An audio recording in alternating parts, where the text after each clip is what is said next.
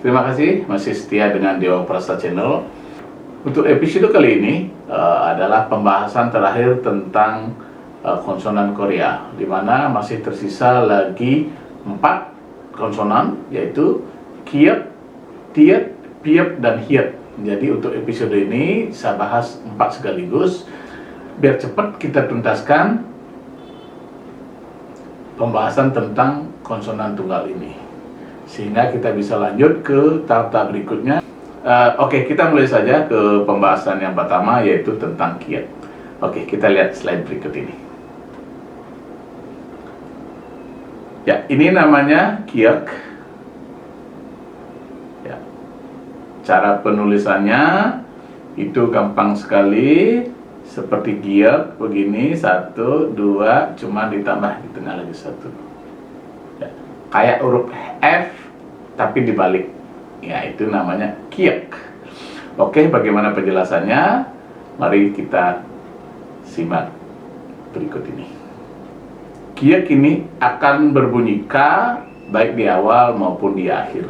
Ya, ini seperti yang di awal ini dalam kata kong yang artinya kacang. Ya, kacang itu artinya kacang dalam bahasa Koreanya kong. Kalau tangkong kalau gitu kacang tanah. Ya. Kalau King Kong itu bukan rajanya kacang. Ya, itu tidak ada, King Kong tidak ada hubungannya dengan kata kong kacang ini. Oke, yang kedua, ini ada salah sedikit tulisannya ini. Ini bukan giek ya, tapi kiek ya. Puok. Puok itu artinya dapur. Ya, puok itu artinya dapur. Saya kasih contoh kalimat. Omoniga puokeso yori heo. Ibu memasak di dapur. Nah, itu contoh dari huruf kiek ini. Oke. Kita lanjut ke pembahasan berikutnya, yaitu tentang tiet. Pembahasan tiet juga tidak begitu susah, di mana akan berbunyi T baik di awal maupun di akhir. Jadi kalau di awal ini kata tedo yang artinya sikap. Ya, tedo artinya sikap. Itu bunyinya T. Kalau di akhir ini juga bunyinya T pada kata ket yang artinya akhir. Berakhir ketnas saya atau ketnas sembita, sudah berakhir. Oke. Cara penulisannya ya gampang saja ini. Biasa 1, 2, 3, 4.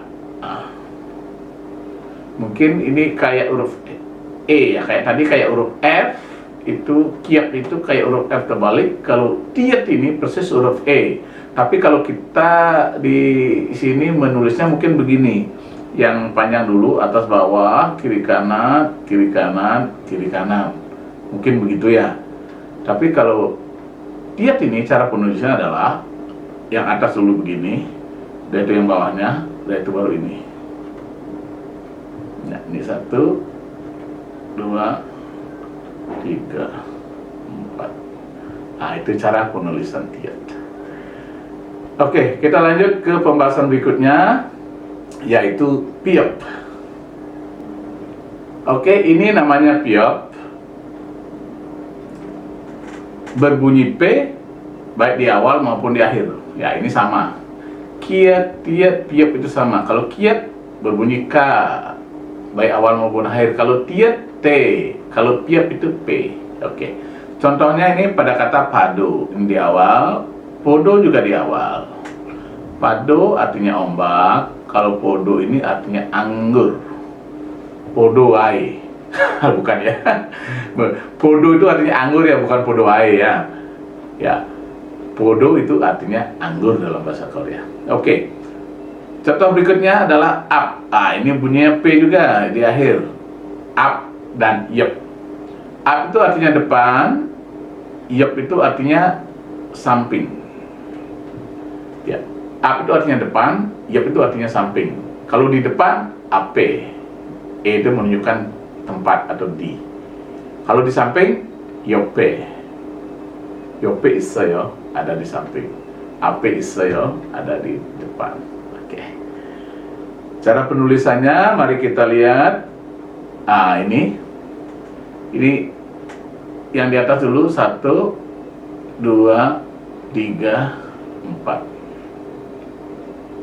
Ya, 1, 2, 3, 4. Jadi ini disambung juga ada apa-apa, tidak disambung juga ada apa-apa ya, itu ya. Oke, itu cara penulisan piop.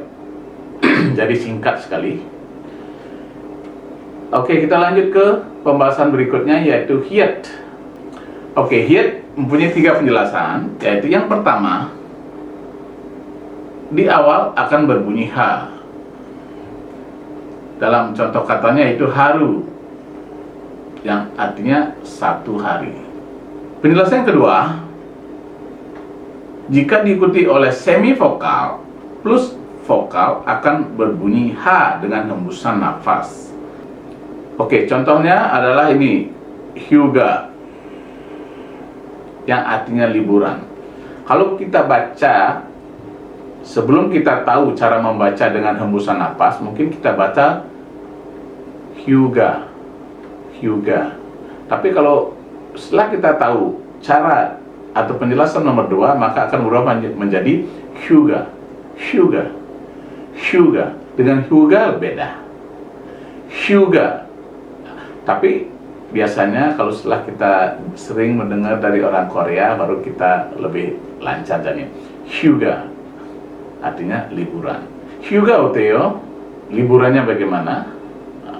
Hyuga 어때요? Liburnya bagaimana? 재미있죠? Menarikkah? Oke. Yang kedua, ini 회사. Ada hembusan napas juga. 회사 yang artinya perusahaan. Contoh kalimatnya, 회사에서 일해요. Saya bekerja di perusahaan. Ya. 회사에서 일해요. Oke. Penjelasan yang nomor 3 yaitu jika berada di akhir akan berbunyi T. Contohnya ini hiet. Apa itu hiet? Ya, huruf H ini, huruf hiet ini. Bunyinya T kayak ini ya. Jika di akhir berbunyi T, hiet. Oke, itu tadi penjelasan dari hiet. Kita lanjut bagaimana cara penulisan hiet itu. Penulisan juga tidak begitu susah. Yang pertama kita bikin strip pendek, sudah itu yang agak panjang, sudah itu lingkaran. Ya, seperti kayak ini ya. Ini namanya hiet. Atau ada juga yang menulis begini, stripnya bukan ke samping tapi ke bawah. Sudah itu begini, sudah itu begini. Ini boleh ya. Jadi strip ini dulu boleh, strip ini dulu boleh. Ini sama ya. Jadi penulisnya beda tapi artinya sama. Sama dengan ciet. Ciet juga begitu.